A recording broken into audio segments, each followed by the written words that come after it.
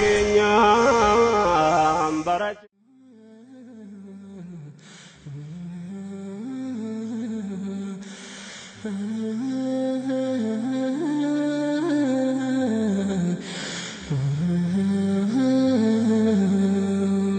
din kan ke onu kabi ilahi akahariya dadafinu fi din asri ya rabbi tokkuma menu ijariya gofta gari menu gargari rahmani wa hundafu kedi burmani nuraburi dadafinu fi din asri ya rabbi tokkuma menu ijariya bismillah maka rabbitin guddati wanjur raywa alhamdulillah faru injini alkango yayo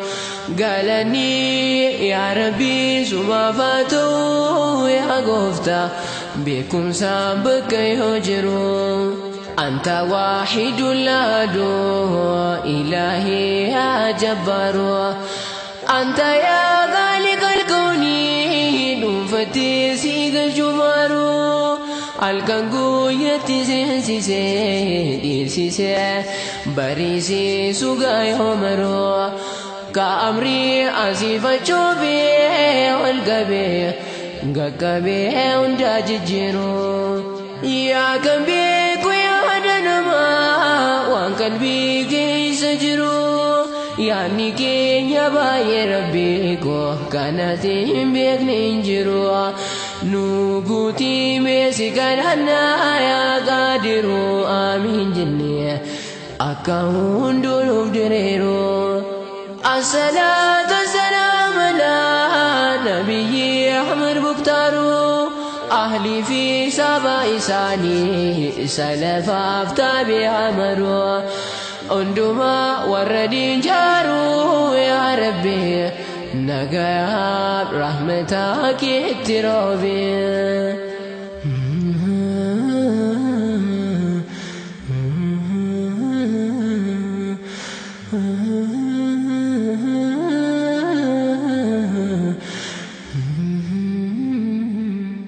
السلام عليكم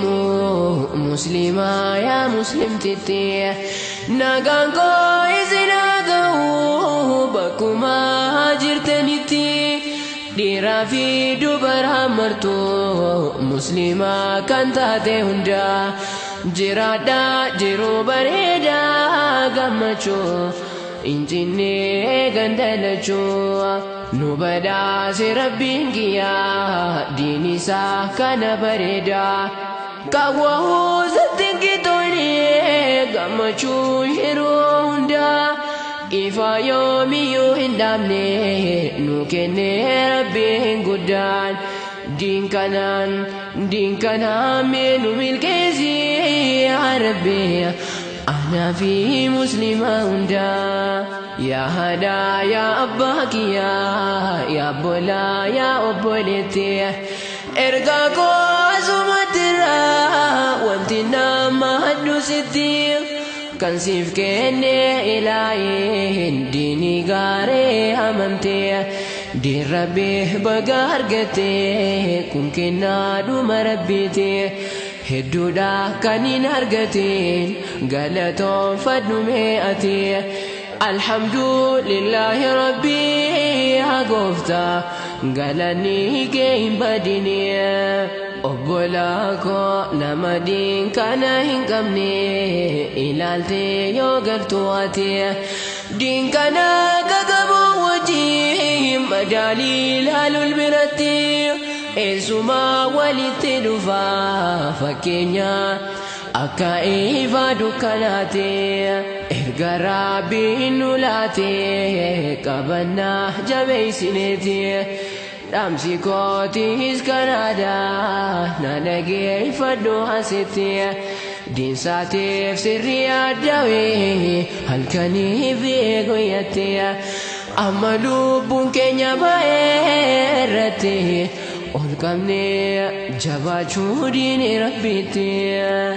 ya darga geeti ka imaalumi abeeti machallis naazim jenneti din keenyaaf ulama miidhameeti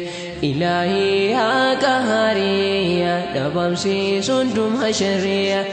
jabina keenuuf kennee akkirrammee nu gargaariya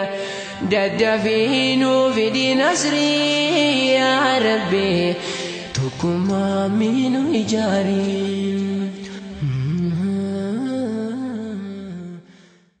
Abbootuma keenya barachuu haa qabne